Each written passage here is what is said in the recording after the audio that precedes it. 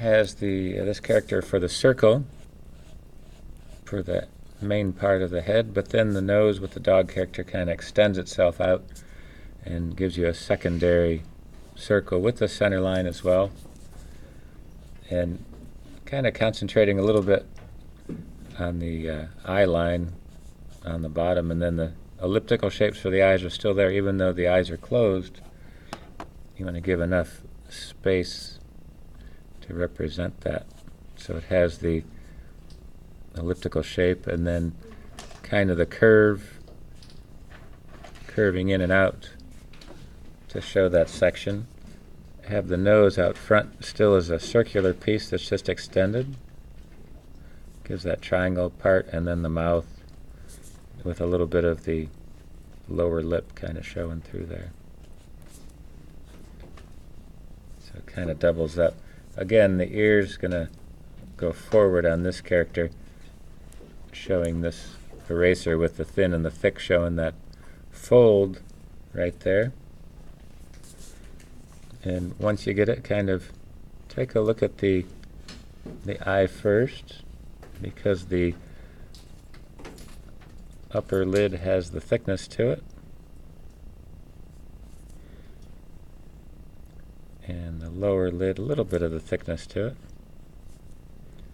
and kind of the crease coming around and the circular patch just kind of angling it, so you can see a little bit more now where the side of the head has a little bit of a shape to it.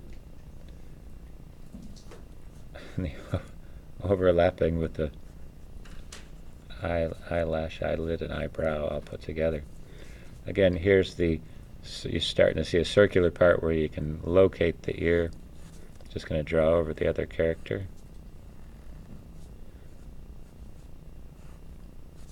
And showing the top of the head, a little bit of the whiskery type hair, and the exaggeration on the head there.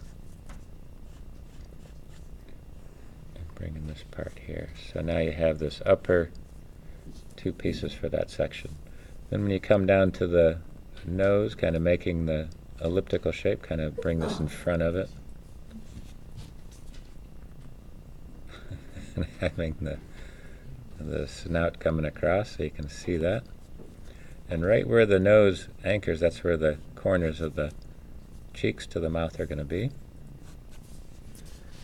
And it gives you two circular parts for the front, and right down the middle for that section. So when you take a look at the teeth, you don't really want to outline everything, but you do want to indicate it there. It's got a full smile. And the lower lid will probably lose a little bit of that, and the back part of the cheek, so it's kind of scrunched in there with everybody. And then there's a separation for the top and bottom teeth, but if you keep it kind of straight, just to get it laid out there, that'll get you set up.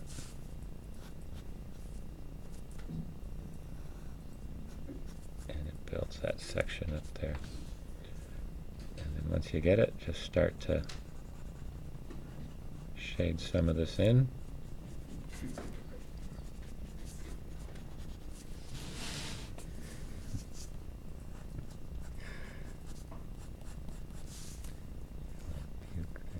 Coming down, so you can't see part of it, but then with the shading, kind of putting a little bit on the one side, building a little bit of shadow under the snout to the teeth, and just a little bit of a dark line where the teeth leave the front, and maybe at the bottom. You don't really want to outline it too much.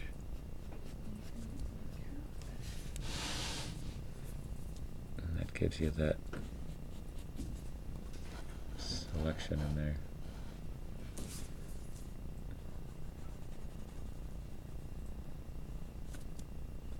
And that'll build this piece up. Again, that keeps the darker lines on the bottom parts of the form.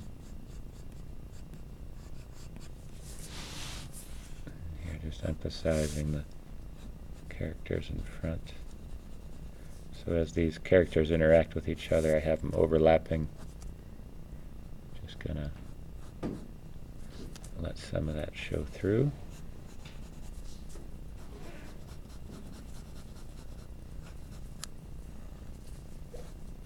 And build that part up there.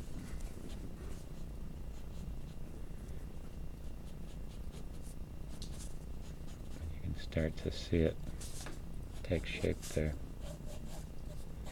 But all built up off of those basic shapes. You want to keep the circular section happening.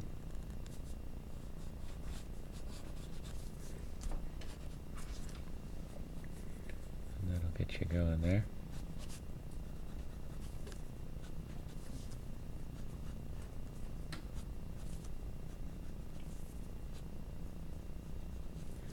And building that around in there.